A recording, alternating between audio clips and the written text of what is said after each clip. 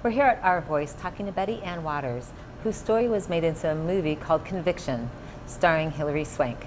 And I am so excited to hear about Betty Ann's story firsthand, her journey. Let's talk about it. So Betty Ann, gosh, just where to begin, because this is really a big story. And your brother, he was convicted. Do you want to just talk about like that process? Because it seemed it went really, really fast. It actually did. He was convicted of murder, but the murder happened in 1980. He was not arrested for the murder until the end of 1982. And within 6 months, he was convicted of murder and robbery, as it turns out. And he got life without parole. So it only took him 5 months for that trial conviction to happen. Yes. From the time of arrest to conviction, which in our judicial system, that's really a speedy, very speedy trial, so to speak. So you decided, you knew in your heart he wasn't guilty. I knew for lots of reasons. I knew all the evidence, for one thing, and most importantly, I knew my brother. Mm-hmm. And I know that he is not a murderer. So you became an advocate. You took the law into your own hands. So tell me, this is amazing what you decided to do. I sort of had to, because we were very surprised that he was even convicted. We thought the day that he was found guilty that he would be found not guilty, and he was coming home with us. From that day forward, everything was about, he's going to have an appeal, we'll do this, we'll do that, and he lost all of his appeals. So within a few years, when he didn't have the appeals to fall back on, he felt very hopeless. And he actually tried to commit suicide after his last appeal. Kenny said to me, the only way that he'll make it in prison at this point was if I, Betty Ann, go back to school, go to law school, become a lawyer, prove his innocence, and he'll get out. And I thought he was kidding. Because you didn't graduate from high school, even. It's not like you went back to college to get a second degree, right? I had a GED. That's what I said to him. I said, Kenny, you're kidding, right? I said, I only have a GED. Right. And he said, I know you do, but if you promise me that that's what you'll do, I know you'll do it. And I promise you that I will be here. You tripped across kind of a breakthrough, because you graduated from law school. What happened then? Well, while I was in law school, that's where I learned about DNA. So I learned this before I got out of law school, so I had a direction. Okay. And I was thankful for that direction. And I learned about the Innocence Project in New York and Barry Scheck. And the first thing I thought of was, I have to get Barry Scheck to help me. So tell us what the Innocence Project is, because I'm sure a lot of people have not heard about Innocence Project. It's a nonprofit organization. Okay. The co-founders are Barry Scheck and Peter Neufeld.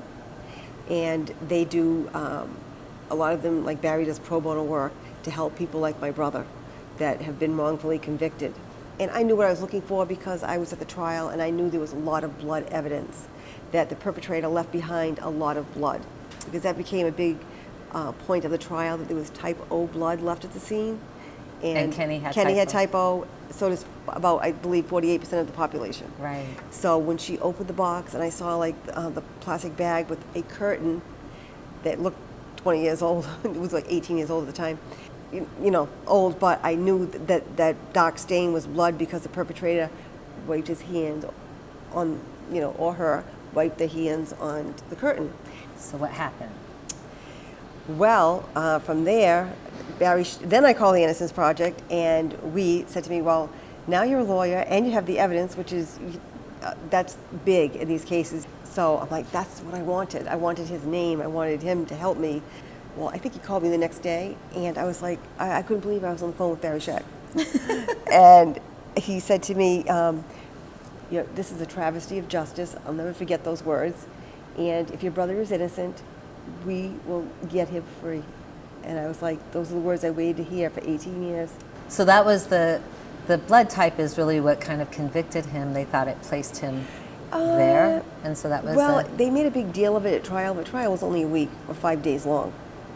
And I think a day and a half was spent on the blood evidence. So if you're sitting there, I think you would think that type O blood was DNA, but it wasn't. It's not. No. Anything else was like ex-girlfriend saying he said he did it. type thing, like no real evidence at all. Just, it was like a circus in the courtroom. And then they did the DNA testing. What happened? Yes. So of course it came back that it was not him.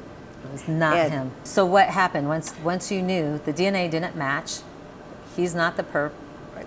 What happened? Then we're trying to get him out. We're trying to say, well, you know what? All the other evidence really is not evidence, and this is the foundation. It's not him. You need to vacate his sentence, and that mailing went back and forth for a few weeks. So then Hollywood makes a movie called Conviction. Right. Hilary Swank is starring in it. So I always like to ask this question: did they get it right? Did they get your story?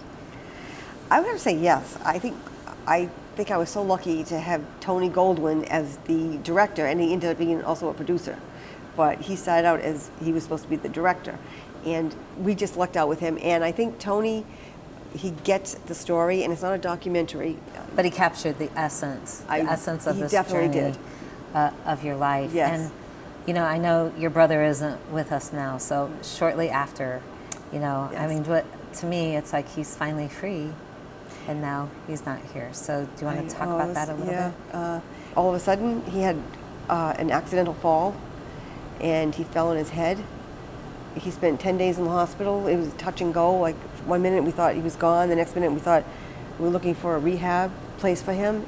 And he just he died of a brain injury. Thank you for sharing your story. I mean, really, just such an honor to meet you in person and talk to you about your journey. And I'm just so inspired by who you are, not just the work that you did, but who you are. It just says so much about you. So thank you. Thank you. I thank you for listening and caring. I really do.